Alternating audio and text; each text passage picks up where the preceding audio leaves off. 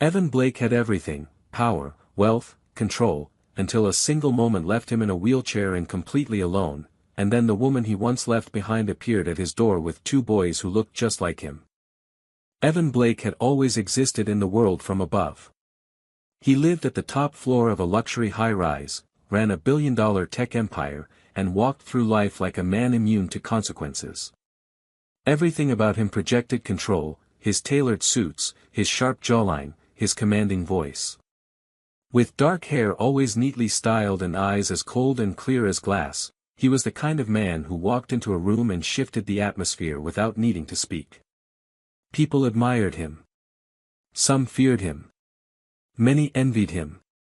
And he, in return, kept his distance, investing his heart in algorithms and market trends instead of people. But one mistake changed all of it.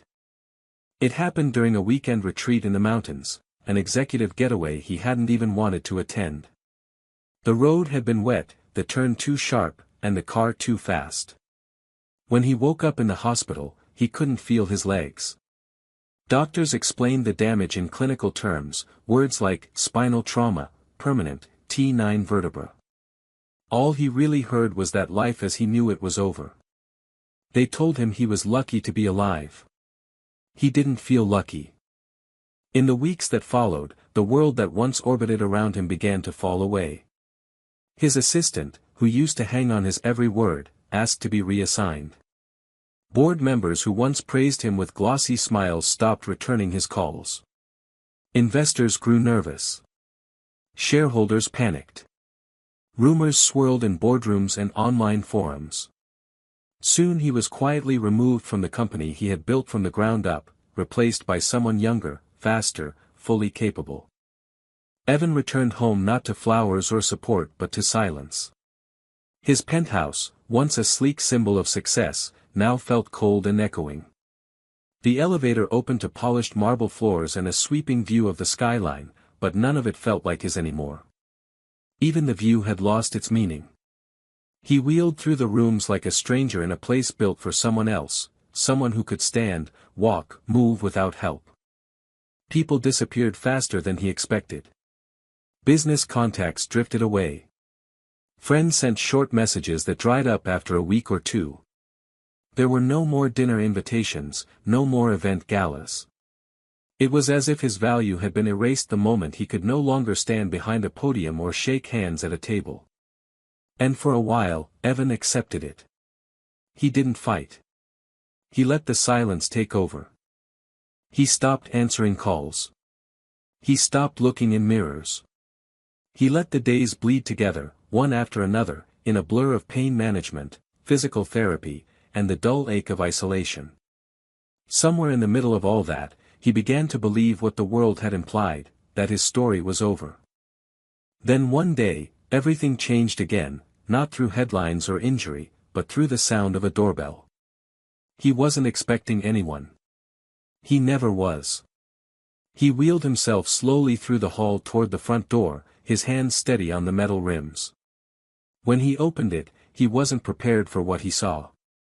A woman stood there, long brown hair tucked behind her ears, eyes dark and familiar. Clara. From a lifetime ago. And standing beside her, no, holding each of her hands, were two little boys. Twins. Identical. Dark hair.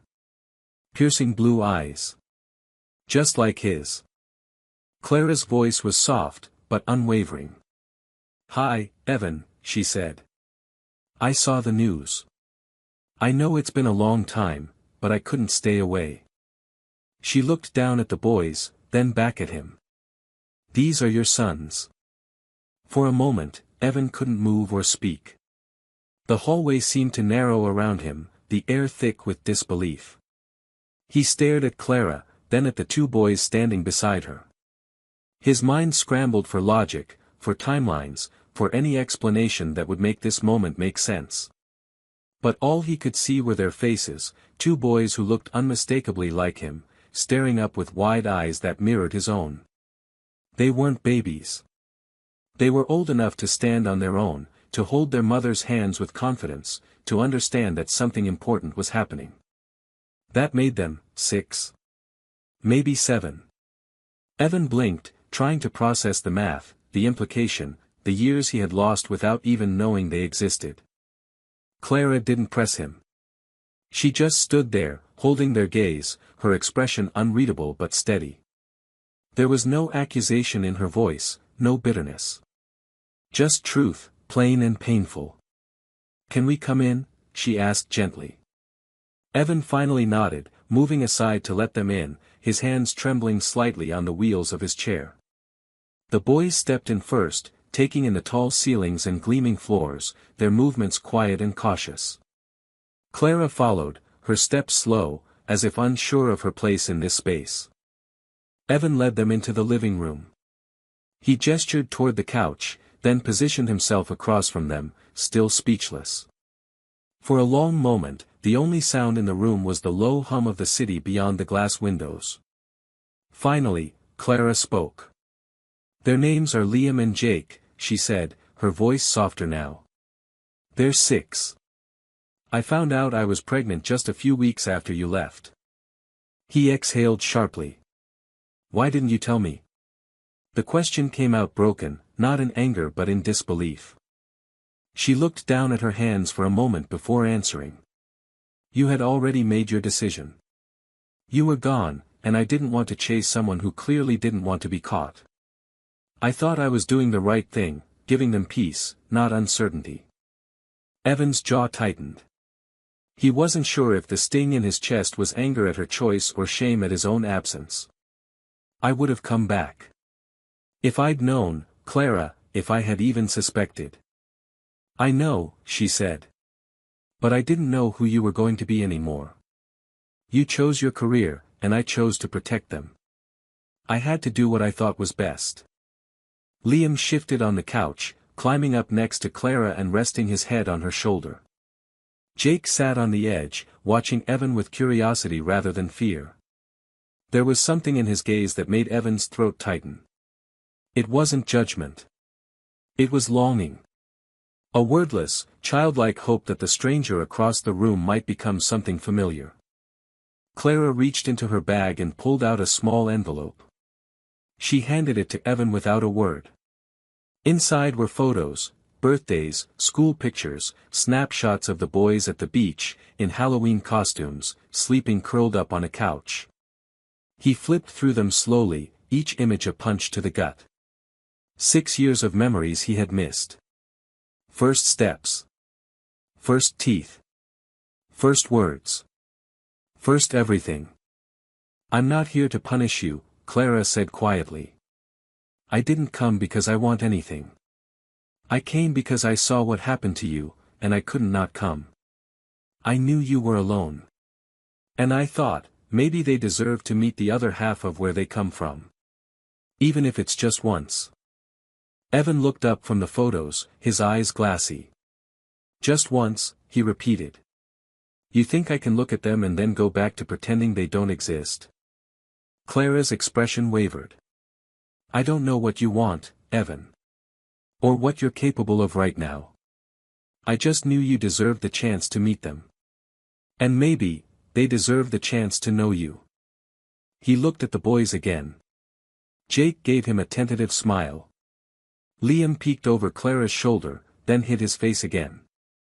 Evan swallowed the lump in his throat. "I don't know what I'm doing," he said. "I don't even know who I am anymore." Clara nodded. "Maybe that's why we're here. To figure it out together." The first night with Liam and Jake in his apartment was quiet, but it wasn't the silence Evan had grown used to over the past few months. It was different now, softer, filled with the rustle of small footsteps and whispered questions, the occasional creak of a door opening or the gentle splash of bathwater. Clara had unpacked a few things from a bag she brought, pajamas, toothbrushes, a favorite book with a torn cover that clearly had been read more times than it could withstand. She moved around the space as if trying not to disturb anything, not sure where she fit in this version of Evan's life. She wasn't a guest, but she wasn't at home either. Evan watched from the doorway as Clara helped the boys settle into the guest bedroom. They hadn't asked many questions. Jake had been the more curious of the two, wandering the halls, pointing at things, asking what buttons did.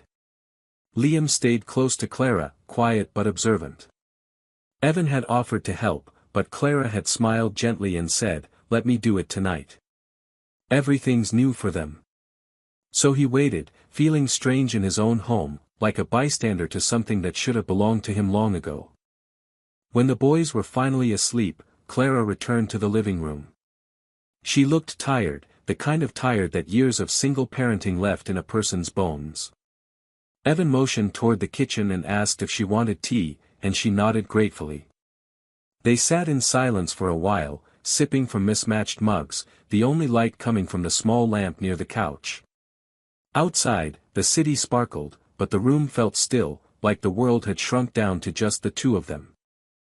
"I don't know what happens now," Clara said finally, her voice quiet. "I didn't plan any of this. I didn't even know if you'd open the door." "I didn't know what to say," Evan admitted. "I still don't." "You don't have to know everything," she replied. "Not right away." He glanced toward the hallway where the boys slept.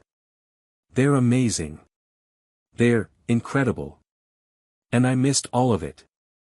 Clara didn't argue, didn't soften the truth. "Yes. You did."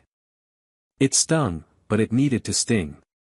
He couldn't take back the years he'd lost, and she wasn't going to pretend he could. But she hadn't come to punish him, and she wasn't trying to hold guilt over his head. She was just giving him the truth and waiting to see what he would do with it. "Why did you really come, Clara?" he asked. "Was it just the news? Or, was there more?" She hesitated for a moment, then looked him in the eye. "I came because I saw that you were alone.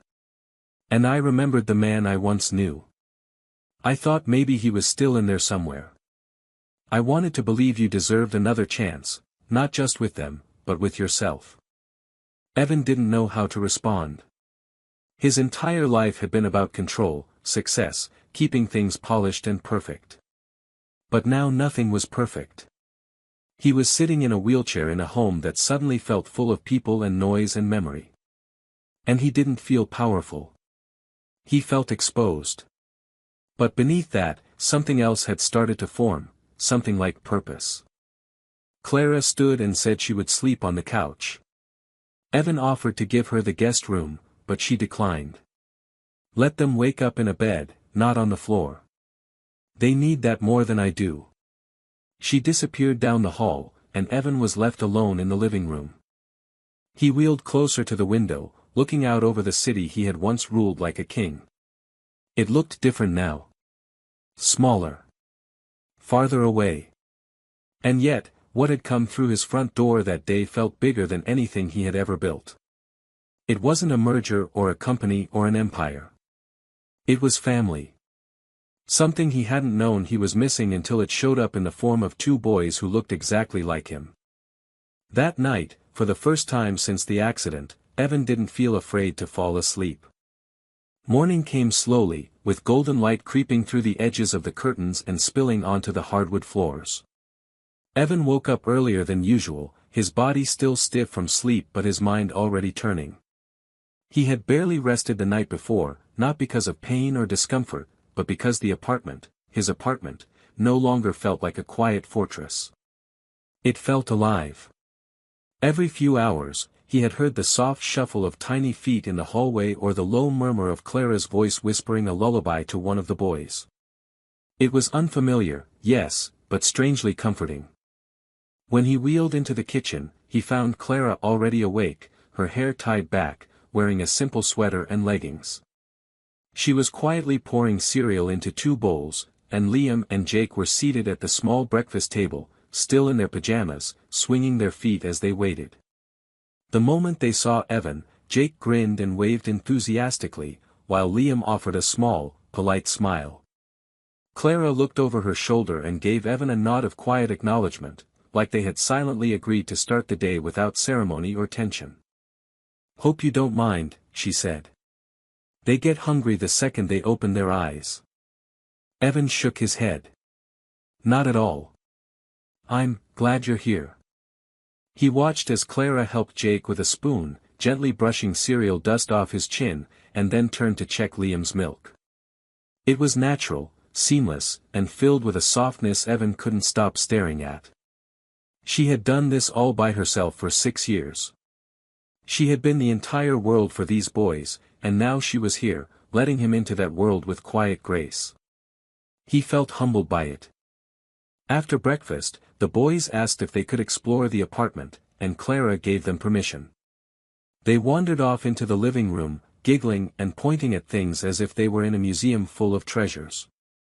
Evan and Clara sat at the table, sipping coffee in a silence that was no longer uncomfortable.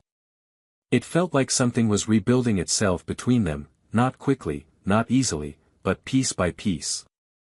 "I'm sorry for not being there," Evan said suddenly. "Not just for leaving you, but for everything I missed. I can't fix the past, but I want to be present now. I don't know what that looks like yet, but I want to try." Clara looked at him for a long time. Her expression was calm, but her eyes shimmered with something he couldn't name, sadness, maybe, or hope. "I'm not here for apologies, Evan. I've had years to carry that weight. What matters to me now is who you're willing to become for them. Not who you were for me." He nodded slowly. It was a fair answer, and it didn't let him off the hook, but it didn't push him away, either. They were standing at the edge of something fragile and new, and neither of them wanted to break it. Later that afternoon, Evan invited the boys to help him in the office. They were fascinated by his computer setup, asking dozens of questions about what all the buttons did.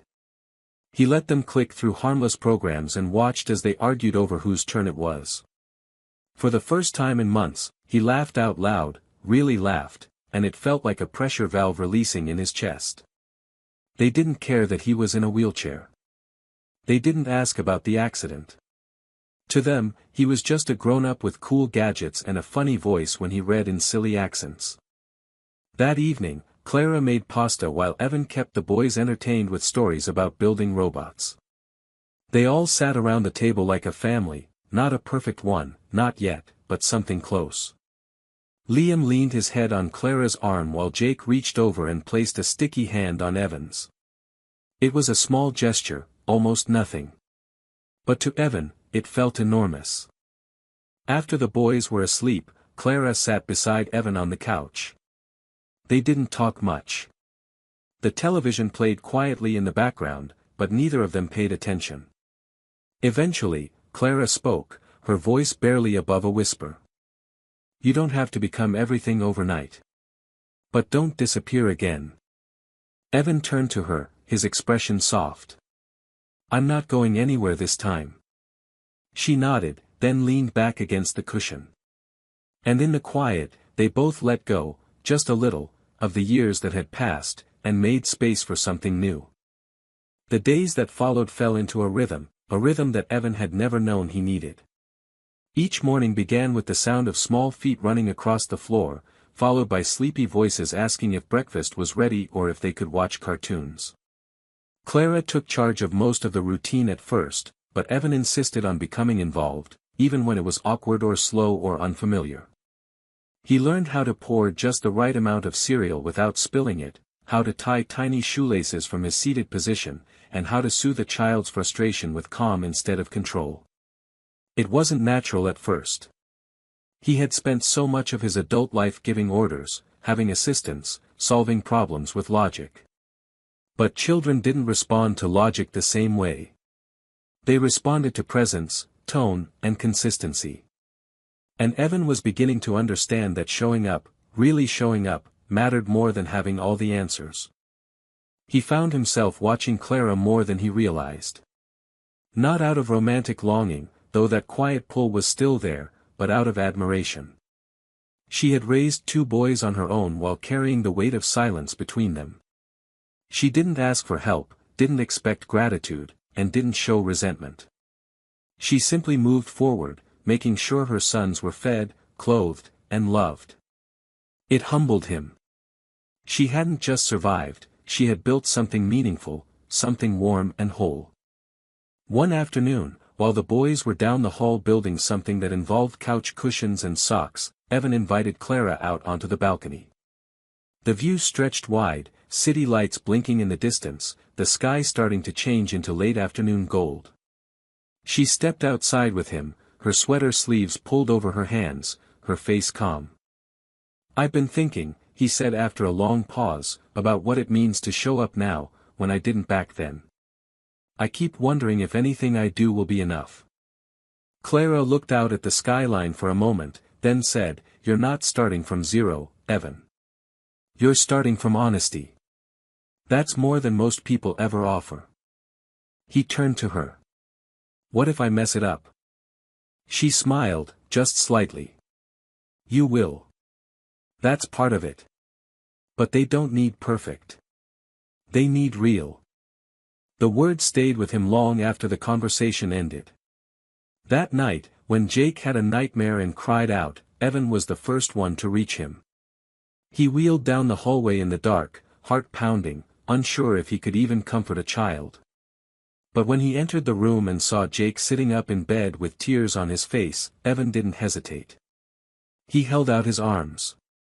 Jake crawled into his lap and rested his head against Evan's shoulder like it was the most natural thing in the world. Evan stayed there for a long time, holding him, whispering stories until the small boy's breathing slowed and his body relaxed. Liam wandered into the room a little while later, blinking sleepily. "Is Jake okay?" he asked softly. "He is now," Evan said. "Are you staying in the chair forever?" Liam's question was blunt, without cruelty. "I think so," Evan replied honestly.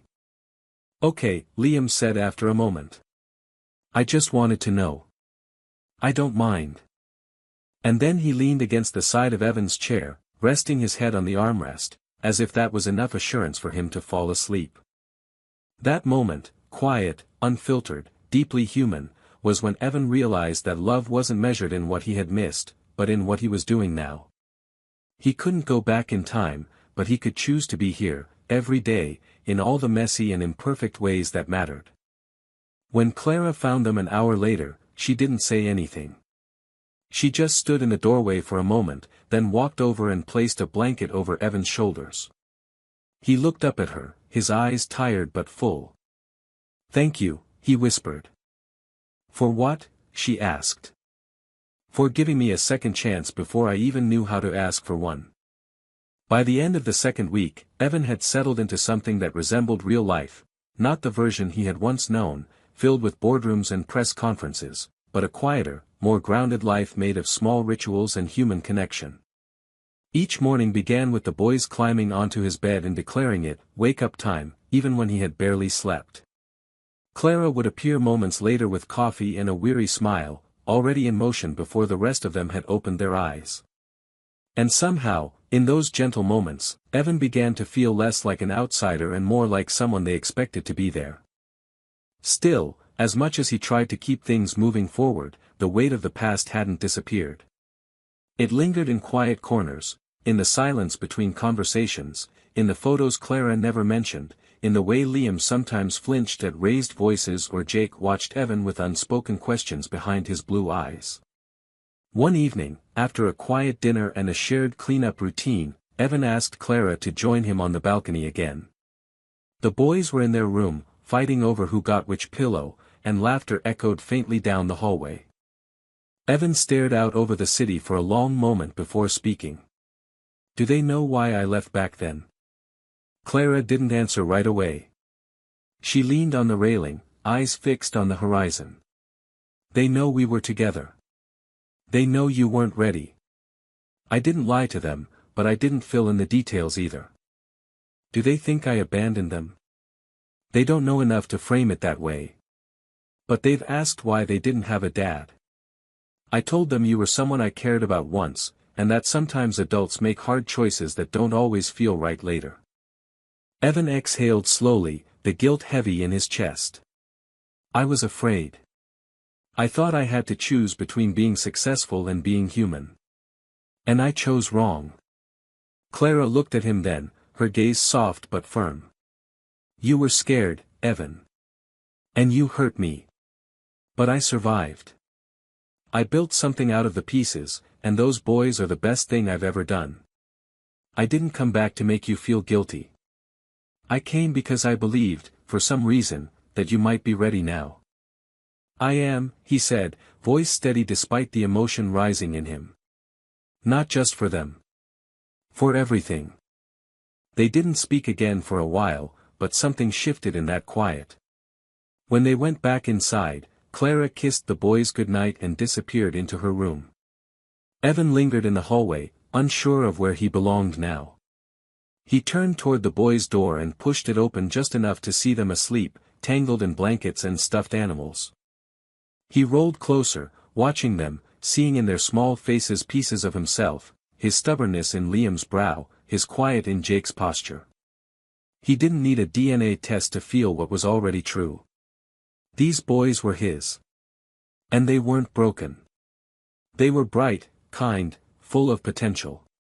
What they needed wasn't perfection. It was someone who stayed. The next morning, Evan made pancakes.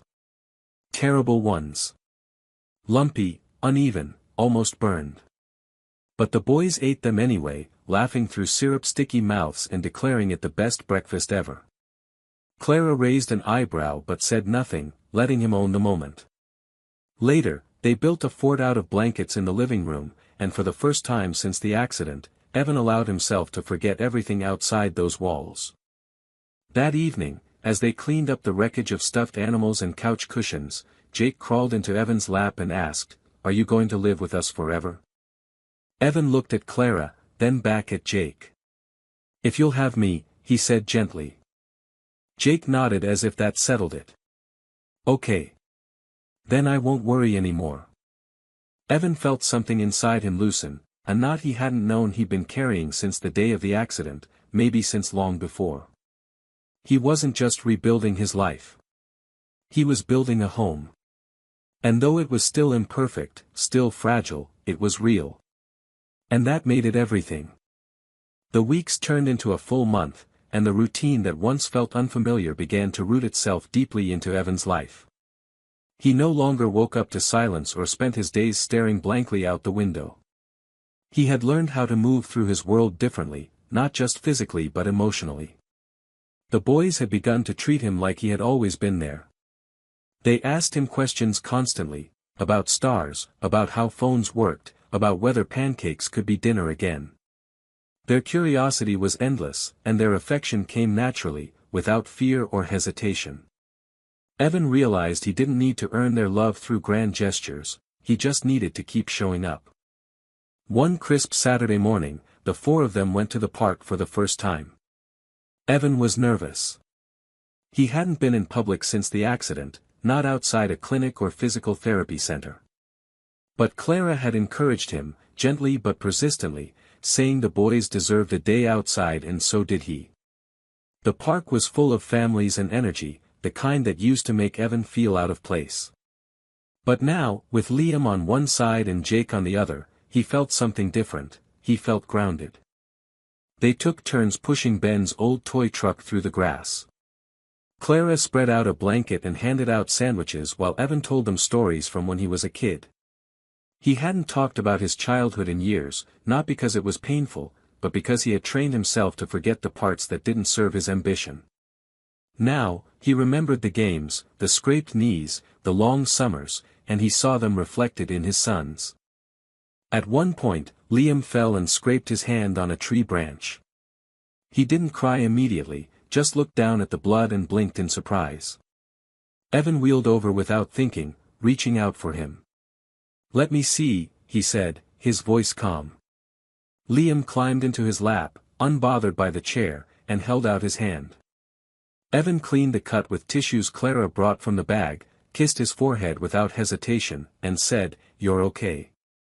You're brave." Liam nodded, then asked if he could go climb again. Clara watched the whole thing from a short distance, arms crossed, a quiet smile on her face. That night, when the boys were asleep and the apartment had gone still, she joined Evan in the kitchen. He was finishing a cup of tea, the tired kind of quiet on his face that only parents understood. "You've changed," she said gently. He looked up. Have I? Yes. You're softer. Slower. In a good way. More open. I think the accident stopped your body, but it also slowed your mind long enough for your heart to catch up. He didn't know how to respond at first. He looked at her for a long moment, then set down his cup. There's something I've been wanting to ask, he said. But I've been waiting for the right moment. Clara leaned against the counter. Ask. I want to be their legal father. Officially. Not just in name. I want to adopt them. Her expression didn't change immediately. She stayed quiet, processing, and Evan could feel the weight of her thoughts behind her stillness. Finally, she spoke, her voice soft and full of emotion. They already call you Dad. But if you're sure, if you're ready for everything that comes with it, I think they would be proud to have your name. I'm sure, he said. I want them to know I'm not leaving. Not now, not ever. Clara nodded slowly. Then let's do it. Evan felt something in his chest open wider than it ever had. This wasn't just redemption. It wasn't even a second chance. It was the beginning of a life he never knew he was allowed to have. He had built a company, led teams, stood on stages in front of thousands. But nothing had ever felt as real, or as right, as this. And for the first time in his life, he wasn't afraid of what came next. The adoption was finalized on a rainy Thursday morning. The courthouse was quiet, almost solemn, with gray walls and muted lighting that made everything feel more intimate. Evan wore a simple navy jacket, not because he had to, but because he wanted to look like he belonged in a moment that felt sacred. Clara wore a soft green dress, the kind she might not have worn years ago, and her hand didn't leave his as they moved through the building. Liam and Jake wore matching button-down shirts and clung to Clara's sides, excitement barely contained beneath their solemn expressions. The judge was kind and efficient.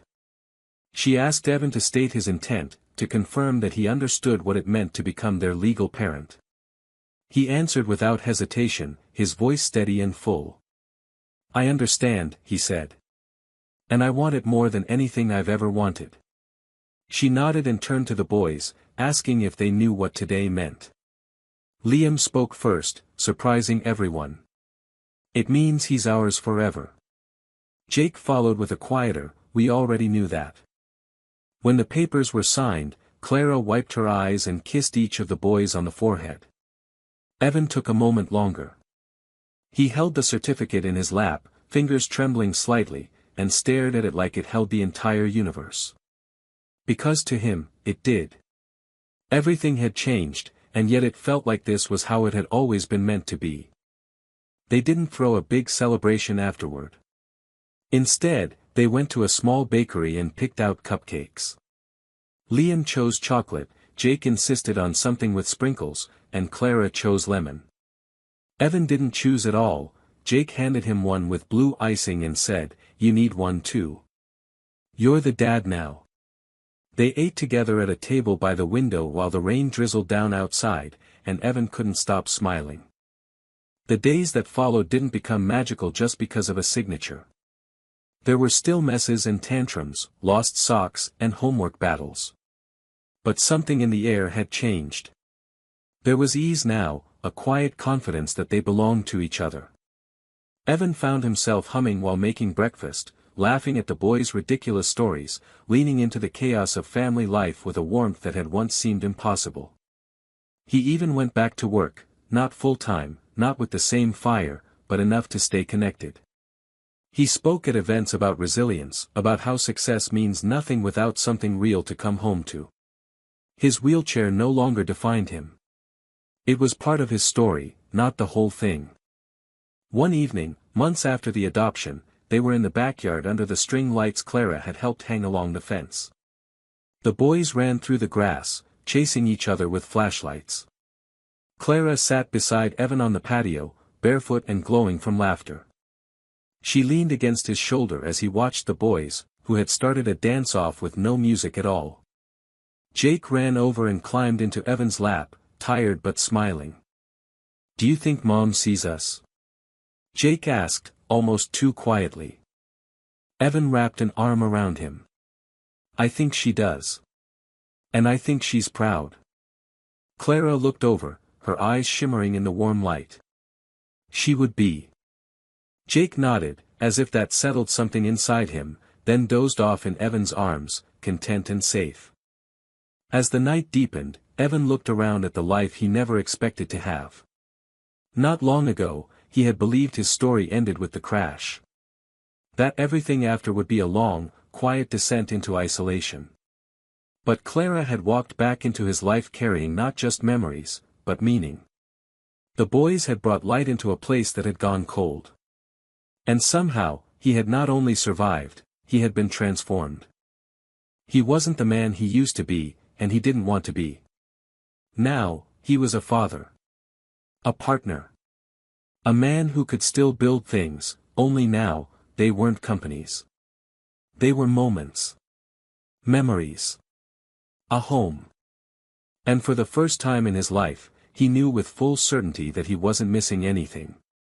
He had everything he needed right there, tangled in a blanket of laughter, forgiveness, and love.